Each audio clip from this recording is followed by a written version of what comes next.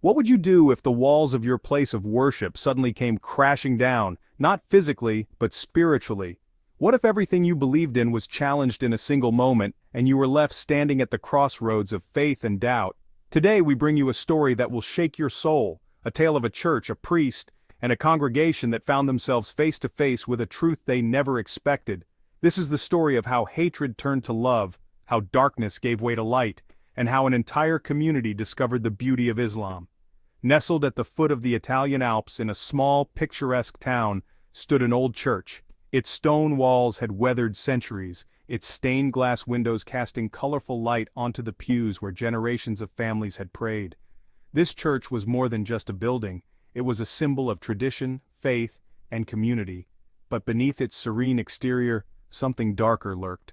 Father Francesco, the church's priest, was a man of fiery sermons and unyielding convictions. For years he had used his pulpit to spread not just the teachings of Christianity, but also a deep-seated hatred for other religions, particularly Islam. His words were sharp, his tone venomous, and his message clear. There was no truth outside his faith. But one day everything changed. An event so extraordinary, so miraculous, unfolded within those sacred walls that it left the entire congregation questioning everything they had ever believed. The priest in the pulpit, a legacy of hatred.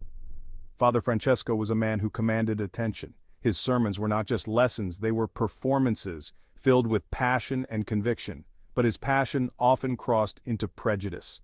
Week after week, he would denounce Islam, calling it a religion of violence and deception. He spoke of the Prophet Muhammad, peace be upon him, with disdain, twisting facts and spreading lies to paint a picture of hatred. The congregation, mostly devout and trusting, absorbed his words without question.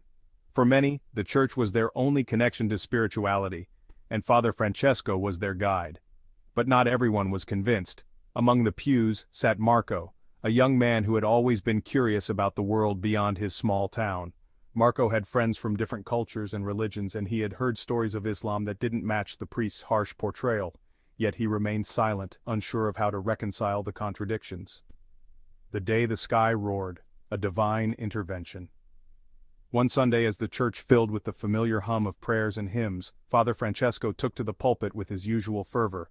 But this time his words were sharper, his tone more aggressive. He spoke of Prophet Muhammad, peace be upon him, with such venom that even some of the most devoted congregants began to feel uneasy. As the priest's voice echoed through the church, the sky outside began to darken. Clouds gathered and a strong wind rattled the windows. The congregation shifted uncomfortably, but Father Francesco pressed on, his words growing louder, more forceful. Then, without warning, a deafening clap of thunder shook the church. The lights flickered, and the room was plunged into an eerie silence.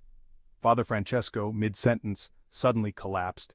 His body hit the floor with a thud, and he lay motionless, his eyes wide open, but unseeing. The congregation froze, unsure of what to do. The storm outside raged on, but inside the church, time seemed to stand still. The awakening, a community transformed. In the chaos that followed, Marco felt a strange sense of clarity. He approached the priest's lifeless body, his heart pounding but his mind calm. As he stood there, a voice within him whispered, "This is a sign. Seek the truth." One by one, the congregants began to gather around Marco. They were scared, confused, but also curious. Something had shifted in the air, and they could feel it. Marco, though not a religious scholar, felt compelled to speak. "This is not the end," he said softly. "This is a wake-up call. We've been blind to the truth, but now we have a chance to find it." The words resonated with the crowd. They began to pray, not the prayers they had memorized, but heartfelt pleas for guidance and forgiveness.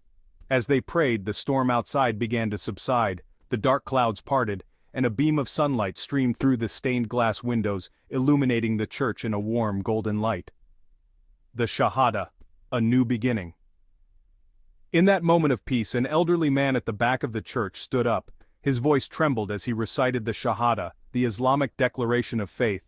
Ashhadu an la ilaha illa Allah wa ashhadu anna Muhammadan Rasulallah. I bear witness that there is no God but Allah, and I bear witness that Muhammad is his messenger. The words echoed through the church, and one by one others began to join in.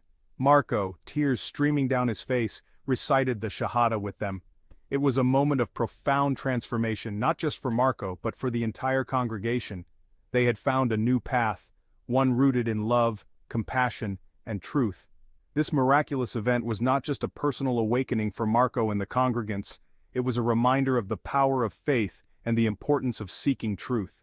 In a world often divided by religion, this story serves as a testament to the universality of divine guidance. It challenges us to look beyond our prejudices, to question what we've been taught, and to seek the truth with an open heart.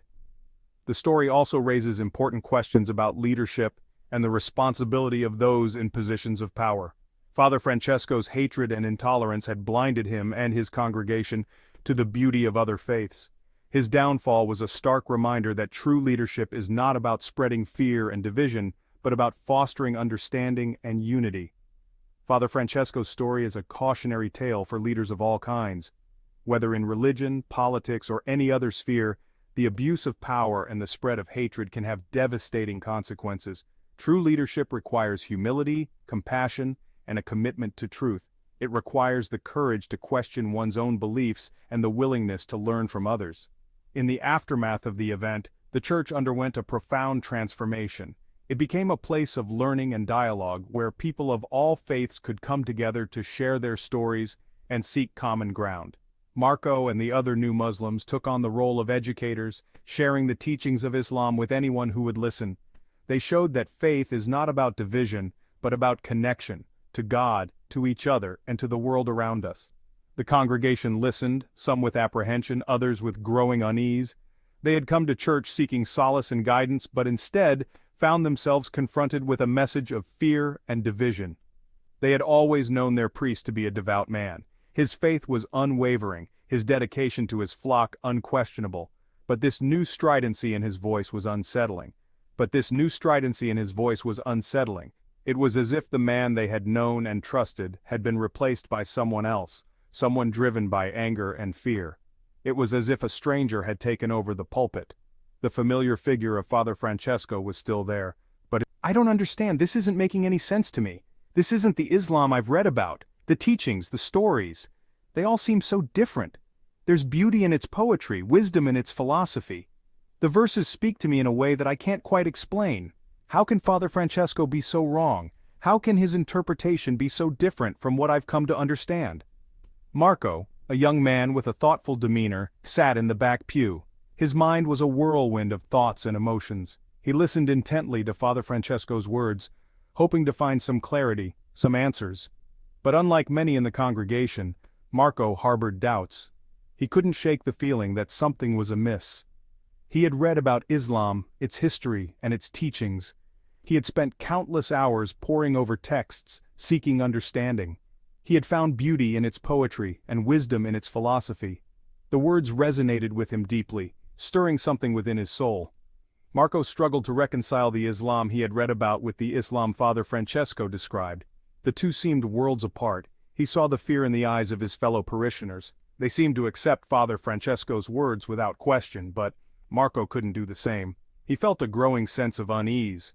The more he thought about it, the more he realized he couldn't stay silent. He knew he had to speak up, but the words caught in his throat. How could he voice his doubts without causing a stir?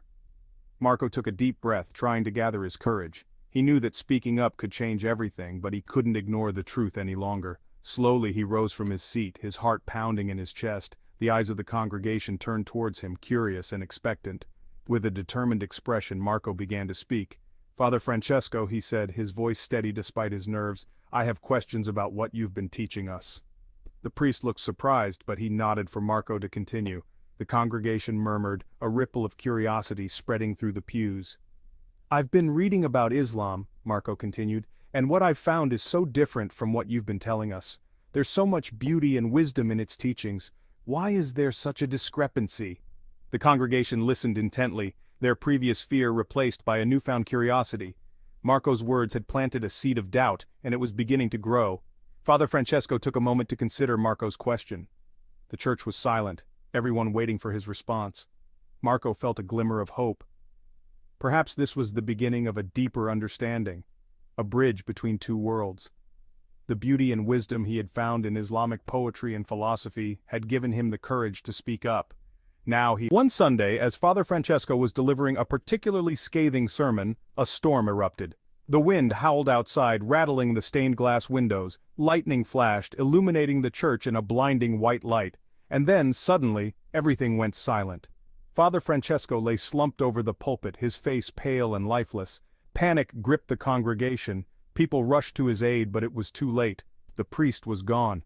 In the aftermath of the storm, a strange stillness descended upon the church. In the days following Father Francesco's death, the church remained eerily quiet. The congregation was in shock. They had lost their shepherd. I was deeply affected by the priest's sudden passing, but amidst the grief, a sense of clarity began to dawn on me. He realized that Father Francesco's hatred had consumed him. It had blinded him to the truth. I knew that I could not let the priest's prejudice poison the well of our community. I felt a deep responsibility to speak out, to share what I had learned. One evening, as the setting sun cast long shadows across the town, Marco found himself drawn back to the church. He stepped inside, the silence almost deafening. As he stood there, lost in thought, he heard a voice. It was faint, almost a whisper, coming from the back of the church. An elderly man, his face etched with wrinkles, sat in the shadows. He was reciting something in a language Marco didn't understand. But there was a beauty to the rhythm of the words, a melody that transcended language. Marco approached the old man cautiously. "I am reciting the shahada, the Muslim declaration of faith." Marco was taken aback. He had expected fear, perhaps even anger, but the old man's voice was filled with peace. It speaks of the oneness of God, of the importance of compassion and mercy. As Marco listened, he felt a sense of peace wash over him. The fear that Father Francesco had sown began to dissipate. Marco and the old man spent hours that night talking. They spoke of their faiths, their hopes, and their fears. Marco realized that despite their different beliefs, they shared a common humanity. They both believed in a loving God. They both strived to live lives of meaning and purpose. We are not so different after all. As the first rays of dawn illuminated the stained glass windows, Marco knew that something profound had shifted within him. He had found a new understanding, a new appreciation for the richness and diversity of faith. He knew that he had to share this with his community. The Church of Santa Maria della Pace underwent a transformation. What was once a place of solitude and silence, now buzzed with the energy of a community coming together. The walls, which had seen centuries of history, were now witnessing a new chapter being written. Marco, with the support of the old man and a growing number of parishioners, transformed the church into a place of interfaith dialogue and understanding. It wasn't an easy journey, but with determination and a shared vision, they began to see the fruits of their labor. The church, once a symbol of division, was now a place where people of different backgrounds could come together and find common ground. They held weekly discussions, inviting people of all faiths to share their beliefs and learn from one another. These gatherings were more than just conversations. They were bridges being built, connecting hearts and minds. Each week, new faces joined, and the circle of understanding grew wider. The church became a melting pot of ideas where respect and curiosity thrived. This is truly a new beginning for us all. The sense of community and belonging was palpable. People who had never spoken to each other before were now friends, united by a common purpose.